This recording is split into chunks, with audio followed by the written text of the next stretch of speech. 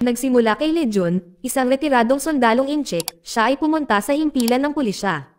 Nakikiusap siya sa mga opisyal na tulungan siyang mahanap ang kanyang pamilya. Sa kanyang alaala, siya ay malubhang nasugatan at nakita silang nakulong sa isang aksidente sa sasakyan. Gayunpaman, ang bawat pagpunta niya sa estasyon ay sinasabihan siya ng pulis na bumalik sa susunod na linggo. Sa kanyang pag-uwi, sumakay si Legion sa bus at hiniling sa driver na ihatid siya pabalik sa lungsod kinabukasan. Sa loob ng 10 taon, inulit niya ang cycle na ito, ang pagpunta sa pulis, naglalakbay pabalik-balik, ngunit hindi siya nakahanap ng mga sagot. Sinabihan pa siya ng driver na kung siya ay pulis, pagod na siya sa paghawak ng kasong ito. Hinimok niya si Legion na tanggapin ang katotohanan na malamang nawala na ang kanyang pamilya. Sinagot lang ni Legion na ang kanyang anak ay may pulang birthmark sa kanang bahagi ng kanyang leeg. Kaya naman ang kanyang paghahanap ay walang katapusan. Kinaumagahan, nagising si Legion at ipinagpatuloy ang kanyang routine sa kanyang maliit na convenience store. Ang tindahan ay nagsisilbi ring kanyang tahanan na matatagpuan sa isang nayon ng komunidad ng mga Chino na malayo sa lungsod. Isang pulis na nagngangalang Tainan ang dumaan upang bumili ng inumin at hiniling kay Legion na turuan siya ng martial arts. Ngunit nanatiling tahimik lang si Legion. Bumalik sa kanyang isipan ang araw na binigyan siya ng kanyang asawa ng isang ginamit na kotse, naalala niya ang kanyang kagalakan. Nang biglang yumanig ang tindahan na para bang tinamaan ng lindol, si Legion ay nagmamadaling lumabas upang tingnan kung ano ang nangyayari. Lumipat ang kwento isang oras bago ang pangyayari. Sa isang nakatagong safe house, isang grupo ng mga sundalong espesyal na puwersa ang nagbabantay na nagpoprotekta sa isang babae na pangunahing saksi sa isang malaking kaso. Siya ang target ng mga terorista. Lalong tumitindi ang tensyon habang paulit-ulit na sumusulpot ang 3 teenager na sumisigaw sa tropa na umalis ng bansa. Kahit na itinutulak palayo sa bawat oras, patuloy silang bumabalik na nagdaragdag sa presyon. Habang pinag-uusapan ng mga sundalo ang kanilang susunod na hakbang, biglang may mga putok ng baril. Sa kaguluhan, nakita ni Kimi, isa sa mga sundalo, ang isang natatakot na batang babae na nagtatago sa sulok. Tumakbo siya para tumulong, ngunit pinutol siya ng apoy ng kaaway na naglalagay sa kanya sa mas malaking panganib. Sa loob ng safe house, natuklasan ng tropa na wala na ang saksi. Sinasabi ng isa sa kanila na umalis na siya. Isang putukan ang sumiklab. Sa labanan, nahuli ang isa sa mga sundalo at dinala sa pinuno ng terorista, isang lalaking kilala bilang si Jen. Sa tabi niya ay isang babaeng nagngangalang Ying Tao. Ipinahayag ni Jen na alam niya kung ano ang gusto ng kanyang mga kaaway, ngunit nawala ang saksi. Sa sandaling iyon, ang tao ni Jen, si Xiaoji, ay nag-abot sa kanya ng isang telepono. Nasa linya ang isang galit na tumatawag, galit na nangyari ang pag-atake sa loob ng komunidad ng mga Chino. Sumagot si Jen na ang gusto lang nila ay ang babae, dahil ang kabiguan ay magdudulot ng kahihinatnan para sa kanya at sa tumatawag. Ang boses sa telepono ay nagbibigay sa kanya ng 12 oras upang mahanap siya. Lumipat ang kwento sa convenience store ni Legion kung saan dumating ang isang babaeng nagngangalang Linwan kasama ang isang pari at isang nasugatan na bata. Nang makita ang kalagayan ng bata, gumawa si Legion ng isang paghiwa sa kanyang tiyan upang iligtas siya. Ilang sandali pa ay nakarating na si Jen at ang kanyang mga tauhan sa tindahan. Napagtanto ang panganib, mabilis na nagtago si Linwan. 3 natatakot na lalaki ang lumabas, na nagbabalak na sumuko, ngunit agad silang pinatamaan ng putok ng baril.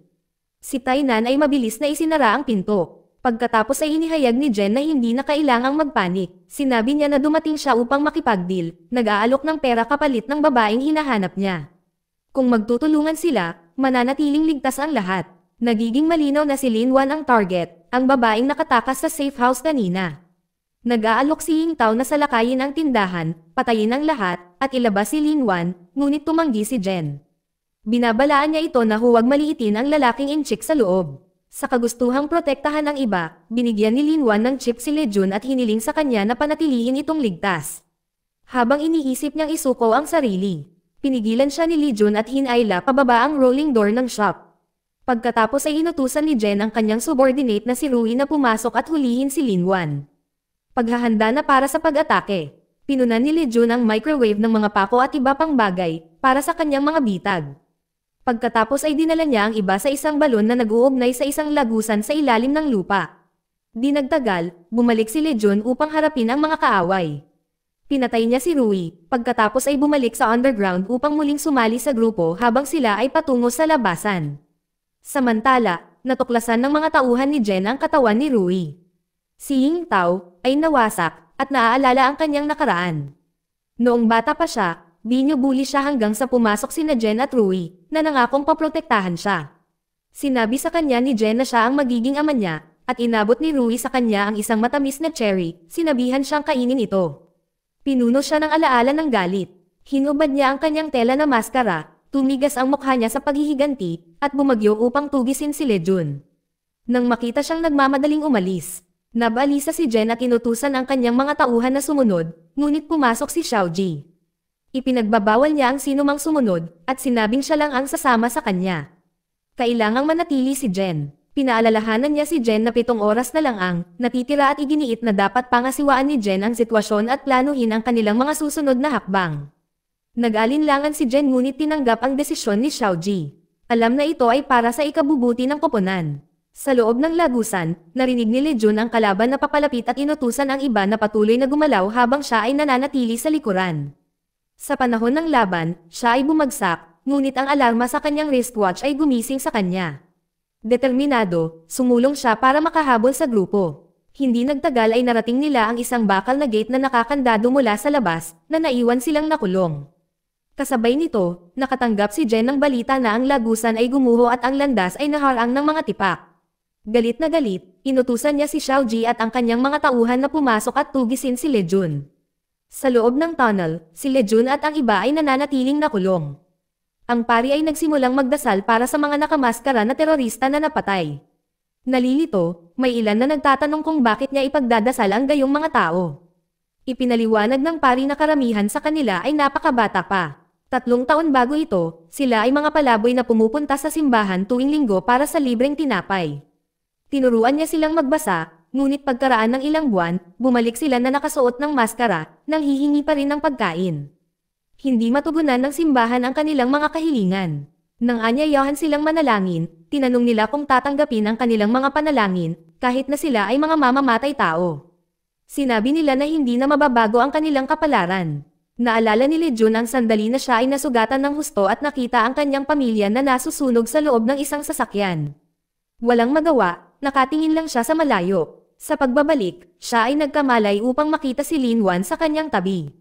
Nakikiusap siya sa kanya na pangalagaan ang chip na dala niya. Ang chip ay naglalaman ng mga talaan ng pinakamalaking kriminal na organisasyon ng Southeast Asia kasama ang 3 bilyong US sa electronic na pera. Ito ang dahilan kung bakit sila hinahabol ng grupong nakamaskara. Ipinaliwanag ni Lin Wan na dati siyang bahagi ng organisasyon. Nag-recruit sila ng mga ulila bilang miyembro, ngunit naligtas siya sa pakikipaglaban dahil sa kanyang kakayahan sa kompyuter. Na-promote bilang pinuno nito, nakakuha siya ng access sa mga lihim na file. Noon niya natuklasan ang katotohanan. Ang mga kaguluhan na lumikha ng napakaraming ulila ay isinaayos ng mismong organisasyon. 3 taon siyang naghahanda na nakawin ang chip na ito bago tuluyang nakatakas. Ngayon ay naniniwala siyang tanging tulong sa labas ang makakapagpabagsak sa grupo. Nakiusap siya kay Lejun na kunin ang chip, ngunit tumanggi siya. Iginiit niya na makakatakas sila ng buhay at dapat na siya ang magsagawa nito. Biglang hamampas ang malamig na simoy ng hangin sa madilim na lagusan. Napansin ito ni Tainan at napagtanto niya na kung may pumapasok na hangin, dapat may labasan. Sa panibagong pag-asa, hinahanap ng koponan ang pinagmulan ng hangin. Matapos suriin ang mga dingding, nakakita sila ng mahinang seksyon. Naghuhukay sila ng may determinasyon hanggang sa tuluyang makalusot na nagpapakita ng isang daanan na patungo sa labas. Ang kaginhawahan ay lumaganap sa kanila habang nakikita nila ang isang pagkakataon sa kalayaan. Natuklasan ni Jen ang isang mapa na nagpapakita ng ruta ng pagtakas at inutusan ang kanyang mga tropa na lumipat patungo sa minarkahang labasan. Umaalingaw-ngaw ang kanilang mga yabag sa mga lagusan habang isinasantabi nila ang pagod at takot na kumakapit sa isang marupok na pakiramdam ng pag-asa. Pagsapit ng 5 AM, nakarating ang grupo sa isang ventilation shaft sa tunnel tower. Malumanay, sinabi ni Tainan na sa wakas ay makakalanghap na rin sila ng sariwang hangin. Ngunit naputol ang sandaling ito, nang pumutok ang baril sila ay pinatamaan ng sniper. Ngunit matapos ibagsak ang sniper ng kalaban, patuloy silang sumulong ng walang pagkaantala. Hindi nagtagal, narating ni Jen at ng kanyang mga tauhan ang parehong lugar. Umakyat si Showa-ji upang suriin ito, ngunit walang nakitang tao. Pagtingin sa malapit na bodega, nakita niya si Lejun at ang mga nakaligtas na nagtatago sa loob. Dahil alam niyang hahanapin ang bodega, inutusan ni Lejun si Tainan na kunin ang iba at umalis. Lumaban sila noong una, ngunit pinilit sila ni Lejun na pumunta para mapangalagaan ni Linwan ang jeep. Nag-aatubili, umalis sila, iniwan siya. Hindi nagtagal, nakatanggap si Xiaoji ng balita na ang kanyang mga tauhan ay pumasok sa bodega. Naghanap sila ng mga kalaban, ngunit tinambangan at inalis ni Lejun ang mga ito. Sa pagkuha ng isang tagapagbalita, direktang nakipag-ugnayan si Lejun kay Xiaoji at sinabing naghihintay siya. Sa 5:50 AM, dumating si Xiaoji at ang kanyang mga tauhan sa bodega. Naghiwa-hiwalay sila at nag-ikot sa lugar at nakitang patay na ang kanilang mga kasama. Sa muling pagsasama, napansin nila ang isang larwang kuneho sa sahig. Pagkatapos ay isang pagsabog ang sumunod. Sa kaguluhan, hinarap ni Lejun si Xiaoji. Tumunog ang alarm ng kanyang wristwatch at bigla niyang napansin ang birthmark sa kanang bahagi ng leeg ni Xiaoji. Natigilan siya, napagtanto ni Lejun na si Xiaoji ang anak na hinahanap niya sa nakalipas na 10 taon. Dahil dito pinakawalan siya ni Lejun. Si Xiaoji, na nakulong pa rin sa kanyang misyon, ay nagtusok ng kutsilyo sa tiyan ni Lejun. Ang gulat ay bumalatay sa kanyang mukha nang lumitaw ang mga pira-pirasong alaala na nagpapahiwatig na nagsisimula na niyang mapagtanto na si Lejun ang kanyang ama. Sa sandaling iyon, pumasok si Jen at sinaksak si Lejun, ngunit hinawakan ni Xiaoji ang espada ni Jen na pinipigilan na patayin si Lejun. Sumunod ang maikling pagsasalaysay. Malubhang nasugatan si Lejun at nakoma pagkatapos ng pakikibaka na nagtapos sa kanyang mahaba at masakit na paglalakbay. Bumalik si Tainan sa China upang manirahan sa bayan ng kanyang ama, na naghahanap ng kapayapaan pagkatapos ng mga taon ng labanan. Habang si Xiaoji, na nahuli ng buhay, ay sinintensyahan ng habang buhay na pagkakakulong para sa kanyang mga krimen, na nagpapakita kung paano maaaring humantong sa isang kalunos-lunos na kapalaran ang mga desperadong pagpili. Ang kanilang mga landas, na hinubog ng sakripisyo at kahihinatnan, ito ay nag-iwan ng pangmatagalang marka sa lahat ng konektado sa kanila. Sa pagtatapos sa airport, tumayo si Linwan kasama ang pari na kumaway ng palm. Sa isang emosyonal na sandali, kinuha niya ang chip mula sa kanyang bulsa at ipinakita ito sa kanya. Sa pagsasalita sa seryosong tono, sinabi niya kay Linwan na palaging makakasama niya si Jen. Nabigla, nakaramdam siya ng kaligayahan at kalungkutan. Dito nagtatapos ang kwento. Salamat sa panonood kaibigan.